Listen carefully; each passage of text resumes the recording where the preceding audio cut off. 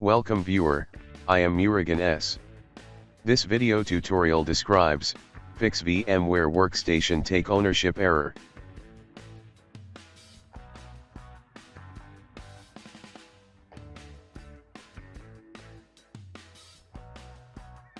Copy VMware directory.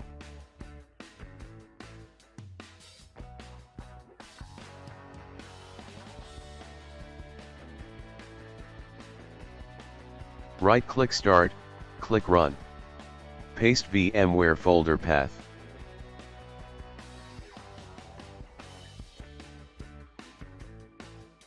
Delete all LCK folders and files.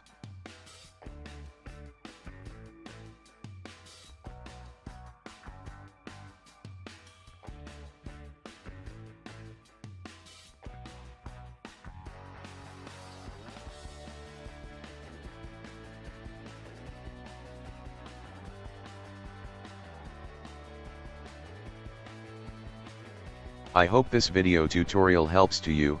Please like, share and don't forget to subscribe my channel. Thank you very much. See you next video.